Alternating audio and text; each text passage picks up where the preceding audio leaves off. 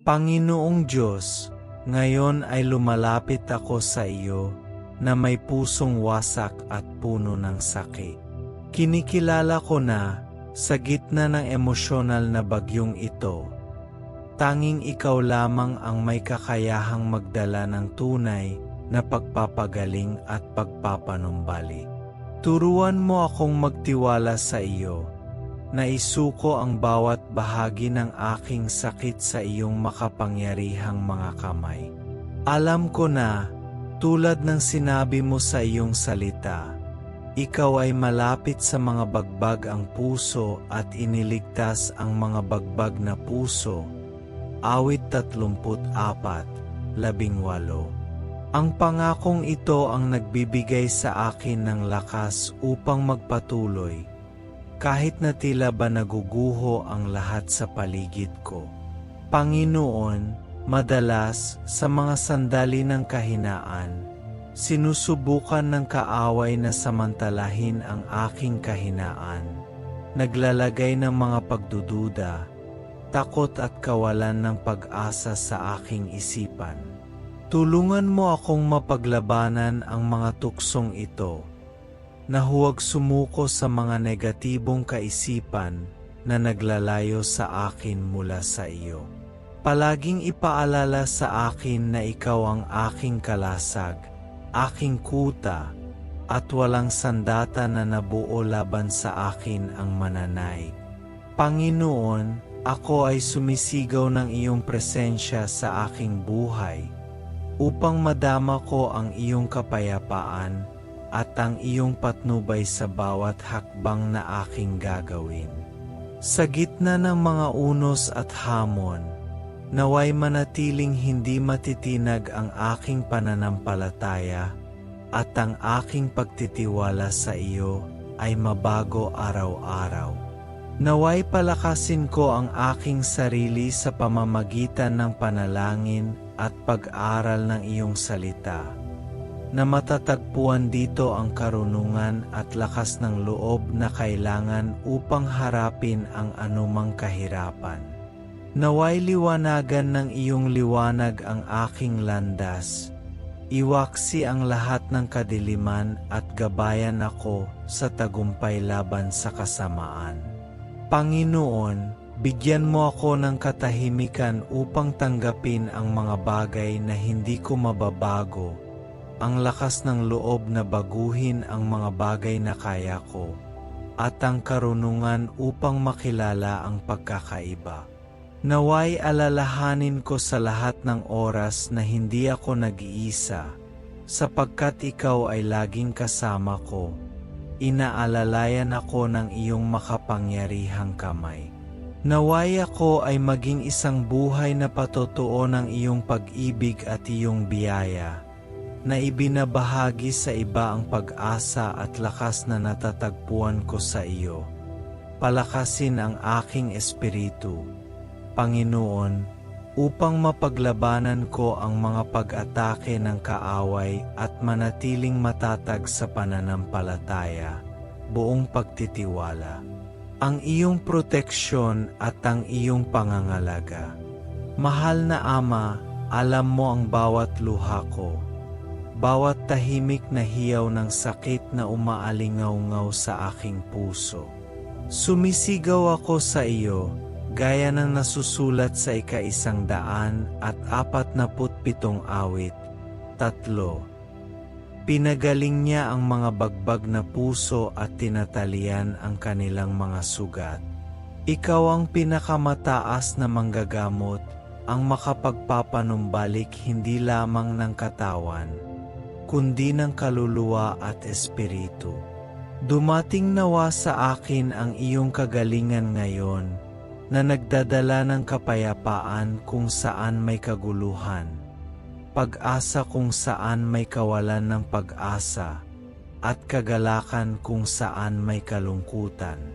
Panginoon, tulungan mo akong ganap na isuko sa iyo ang aking wasak na puso. Ayoko nang kumapit sa kahit anong pira-piraso ng aking sakit.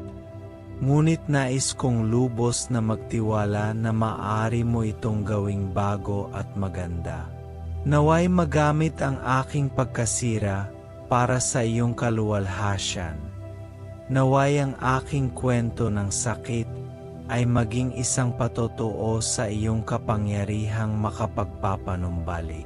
Patnubayan mo ako, Panginoon, sa landas ng pagpapagaling, pagpapalakas ng aking pananampalataya at pagpapanibago ng aking pag-asa araw-araw. Sa mga sandali ng matinding paghihirap, kung saan ang kaaway ay bumubulong ng kasinungalingan at sinusubukan akong ilayo sa iyo, naway alalahanin ko ang iyong mga pangako at kumapit sa kanila ng buong lakas. Naway magtiis ako ng matatag, batid na ikaw ay tapat at hinding-hindi ako pababayaan. Palakasin mo ang aking isipan, Panginoon, upang makilala ko ang iyong tinig at ang mga kasinungalingan ng kaaway, at na lagi kong pinipiling sundin ang iyong katotohanan. Naway ang mga kaisipang ito ay maging isang tanglaw ng pag-asa sa gitna ng dilim ng sakit, na gumagabay sa akin tungo sa isang mas maliwanag na hinaharap na puno ng pangako. Panginoon, gabayan mo rin ako na maging positibong impluensya sa buhay ng mga nakapaligid sa akin, na ipalaganap ang iyong kapayapaan at ang iyong pag-ibig. Naway ang aking mga kilos at salita ay sumasalamin sa iyong kabutihan, na nagbibigay inspirasyon sa iba na hanapin ang iyong presensya. Sa mga sandali ng kahinaan, ipaalala sa akin na ang iyong lakas ay ginawang perpekto sa aking mga limitasyon at na, sa pamamagitan ng pananampalataya, malalampasan ko ang anumang balakid. Naway ang iyong salita ay laging maging angkla na nagpapanatili sa akin na matatag at matatag, kahit na ang mga alon ng buhay ay sinusubukan akong ibagsak. Naway patnubayan ng iyong karunungan ang aking mga desisyon, upang aking tahakin ang landas na inihanda mo para sa akin ng may tiwala at determinasyon. Higit pa rito, Panginoon, hinihiling ko sa iyo na pagkalooban mo ako ng kakayahang malaman ang iyong kalooban sa lahat ng bahagi ng aking buhay. Naway marinig ko ang iyong tinig ng malinaw at malinaw. Ginagabayan ako at inaaliw ako sa bawat sitwasyon. Naway mabago ang aking isipan araw-araw, mabago ng iyong katotohanan at ang iyong biyaya. Tulungan mo akong linangin ang isang saloobin ng pasasalamat, na kinikilala ang iyong mga pagpapala at mga probisyon sa aking buhay, kahit na sa maliliit na bagay. Naway punan ng pasasalamat na ito ang aking puso ng kagalakan at ang aking bibig ng papuri, na dinadakila ang iyong banal na pangalan sa lahat ng pagkakataon. Ibahin mo, Panginoon, ang aking pag-iisip, upang makita ko ang higit sa aking mga kalagayan at magtiwala sa iyong kabutihan at katapatan. Turuan mo akong tanggihan ang mga kasinungalingan ng kaaway at punuin ang aking isipan ng iyong katotohanan, na nagdudulot ng buhay at kagalingan. Tulungan akong matandaan na sa pamamagitan ng pagpapanibago ng aking mga pag-iisip, malalampasan ko ang sakit at makahanap ng lakas na lumakad ng may pag-asa, batid na ikaw ay may mas malaking layunin para sa aking buhay. Panginoon, kinikilala ko ang kahalagahan ng paghahanap ng iyong lakas araw-araw sa pamamagitan ng panalangin at pagtitiwala sa banal na Espiritu. Turuan mo akong magtiwala sa iyong palagyang presensya, batid na ikaw ay kasama ko sa bawat hakbang ng daan. Naway matagpuan ko sa iyo ang kapangyarihan upang madaig ang aking mga pakikibaka at mahalin ang iba ng may agap na pag-ibig, ang sakripisyo at walang kondisyong pag-ibig na binanggit ni Jesus sa Juan 15:12. Ito ang aking utos, na kayo ay mag-ibigan sa isa't isa gaya ng pag-ibig ko sa inyo.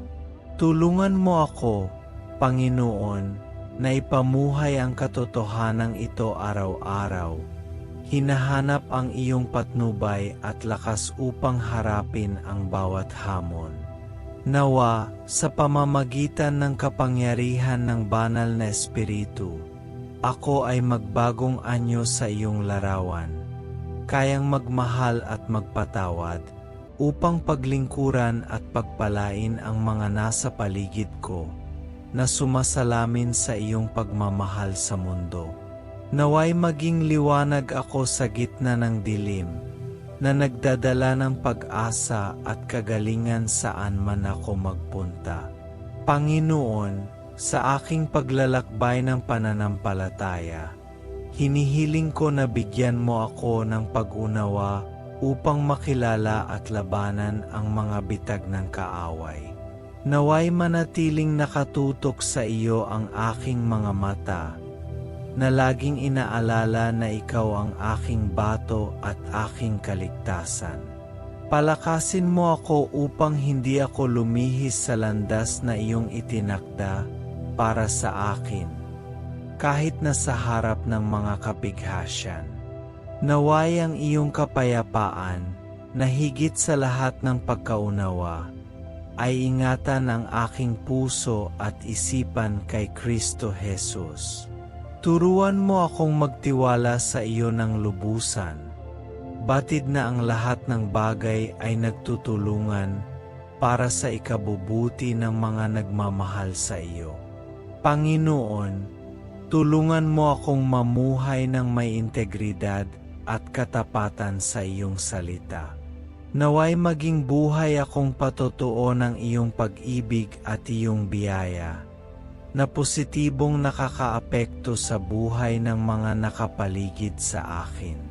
Paganahin mo akong maging instrumento ng iyong kapayapaan. Ipalaganap ang iyong liwanag kung saan may kadiliman at ang iyong pag-asa kung saan may kawalan ng pag-asa. Naway ang aking buhay ay maging salamin ng iyong awa at kabaitan, na nagbibigay inspirasyon sa iba na hanapin ka at maranasan ang pagbabagong tanging ikaw lamang ang makapag-alay. Mahal na Ama, hinihiling ko sa iyo na bigyan ang bawat isa sa iyong mga anak ng kapayapaan at lakas na kailangan para harapin ang mga hamon sa araw-araw. Naway lubos kaming magtiwala sa iyong patuloy na presensya, batid na ikaw ang aming kanlungan at lakas, isang kasalukuyang tulong sa problema. Baguhin ang aming pag-asa at palakasin ang aming pananampalataya, upang makalakad kami ng may lakas ng loob at kumpiyansa. Tiyak na ikaw ay tapat at hindi mo kami pababayaan. Salamat, Panginoon, dahil alam ko na ang iyong pagpapagaling ay kumikilos na, nagpapanumbalik at nagbabago sa aming buhay. Naway lagi naming hanapin ang iyong mukha, matagpuan sa iyo ang kaginhawahan at kapayapaan na ikaw lamang ang makapagbibigay. Naway palakasin ang aming pananampalataya sa bawat araw, habang nararanasan namin ang iyong kabutihan at pagmamahal sa aming buhay. Sa pangalan ni Jesus, Amen.